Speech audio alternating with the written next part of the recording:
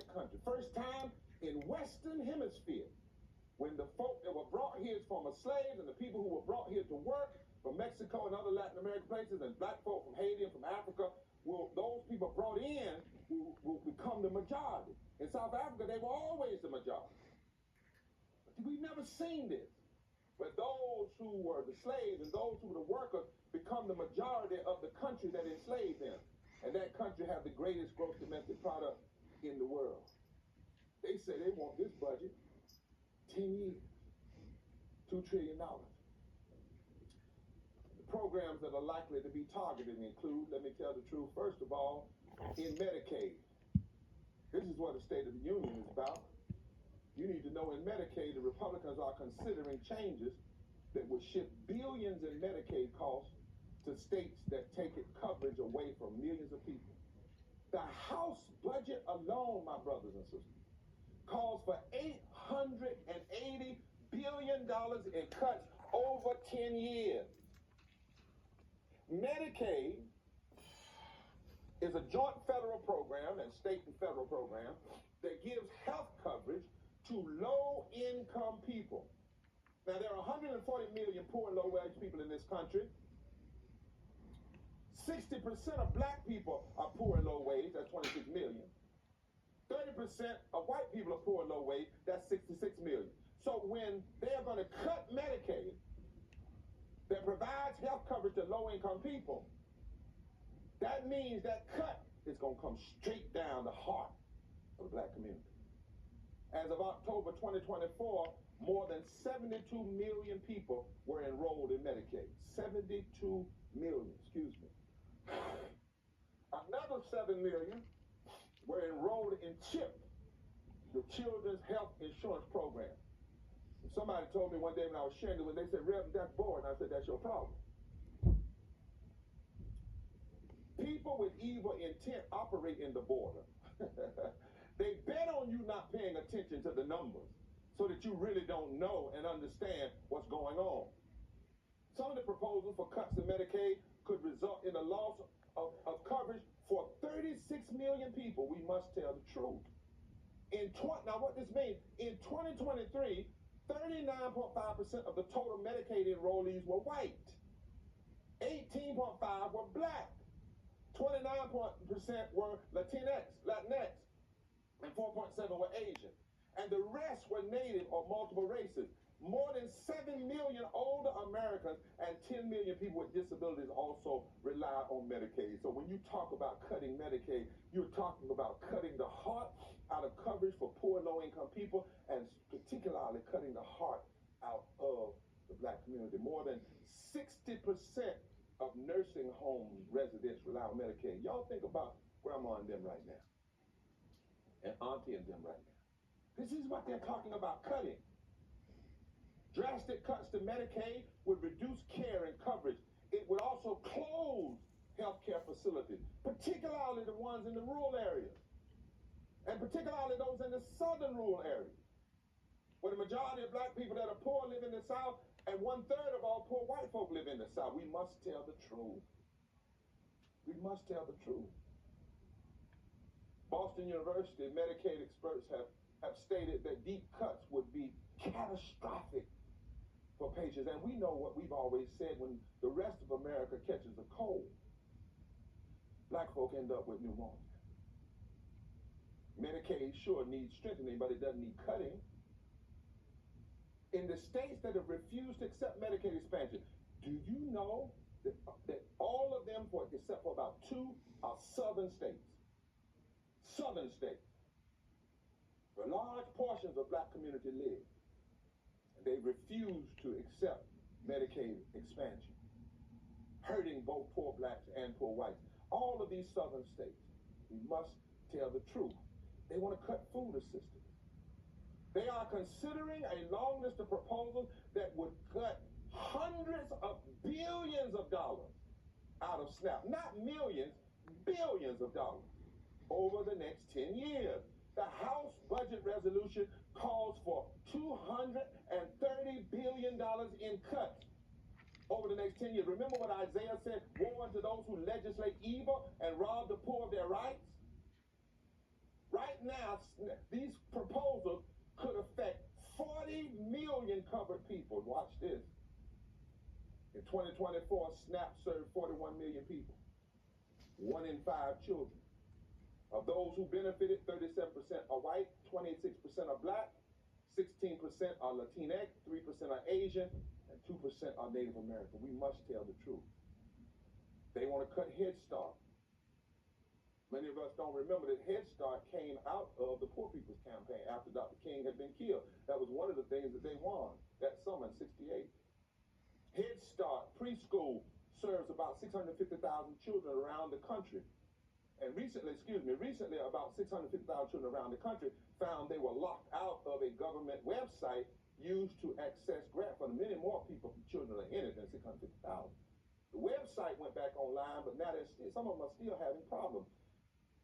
From 2020 to 2021, 37% of Head Starts were Latinx, 27% were black, 24% were white, 3% were Native American. And the House budget resolution is calling for $300 billion in cuts over 10 years. We must tell the truth. You have to know the truth. If you don't know the truth, you're not going to understand why we have to be so serious about this resistance.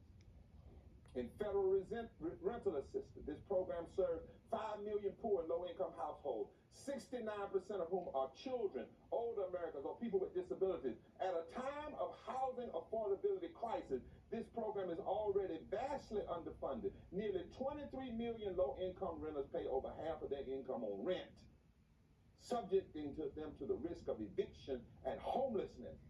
And just a few weeks ago, or months ago, the Supreme Court ruled that you can't even sleep on a bench outside at night if you're homeless. The House budget resolution calls for $1 billion in cuts over 10 years.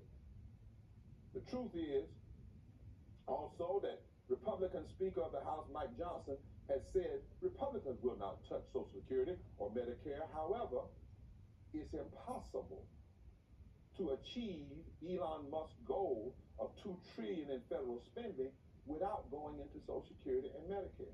You cannot do it. Social Security. In 2024, 68 million people received Social Security benefits. And in 2023, that program lifted 27.6 million people out of poverty. And black folk, we need to remember that when Social Security was first put in place in 1954, we could not pay in for the most part.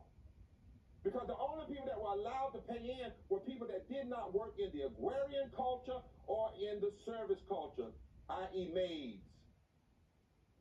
They weren't allowed to pay in. In 1935. We were allowed to pay in 54, the same year as the Brown decision. So it was 19 years before many of our people could even pay into Social Security in the first place. And here we hear they want to go after Social Security. And as of 2021, 42% of Americans aged 56 to 64 had zero retirement account saved. Think about that. Upon retirement, many will be entirely reliant on Social Security, which paid an average monthly benefit of $1,800 a month. And this crowd is saying, in order to give more money to corporations, we're going to go after even Medicare, Medicaid, Social Security. Even though they're saying they won't, but there's no way they can't. In 2024, Medicare provided insurance for 61.2 million older Americans and people with disabilities. Cuts to this program would leave millions of seniors struggling even harder to pay their health care bill. And if by now when you're sitting, you're saying this word, damn, that's the word you should be saying. That's the word. The same word Jesus used when he saw that fig tree fronting.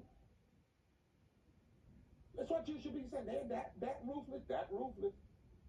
In 2023, 1 in 4 Medicare beneficiaries lived on incomes below $21,000, while half lived on less than $36,000. People of color have lower median incomes in their retirement years than white Americans, reflecting racial discrimination in education and employment and lower access to pension benefits. And yet, they're going to go after Medicare. And and the taxes and inequality in 2017, the Trump GOP tax law delivered huge windfalls to these rich and large corporations. And you know, the corporations said, if you give us a tax cut, we're going to invest it back into the American society. What they did was they used that money to buy their own stocks and propped up their own company. And that first tax cut was more money transferred from poor and working folk than was transferred during the height of slavery. $2 trillion.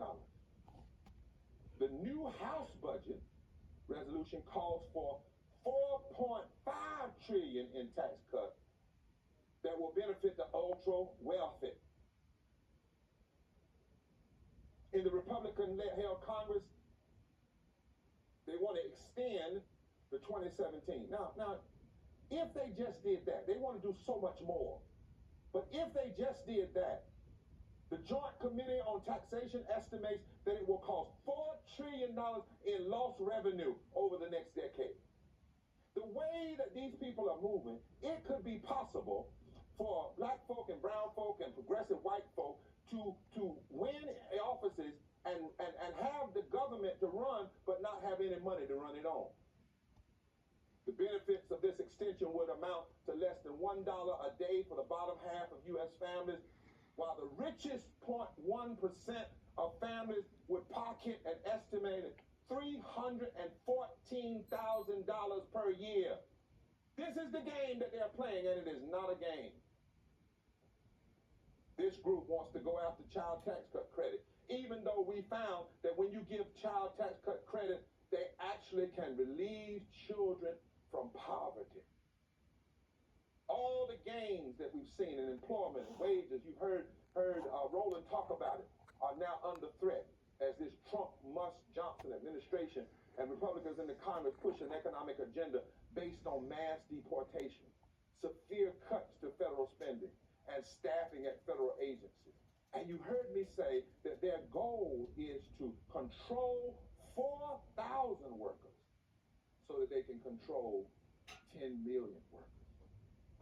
And when we talk about these cuts in the federal government and in the jobs, remember that decent job for black workers make up 18% of federal employees compared to 12% of their share of the total workforce. You have an administration where Scott Bessent, the President Trump's Treasury Secretary, and his Commerce Secretary, all said openly, with not a stutter, in their confirmation hearing that they did not support raising the minimum wage. The minimum wage has been stuck at $7.25 per hour since 2009.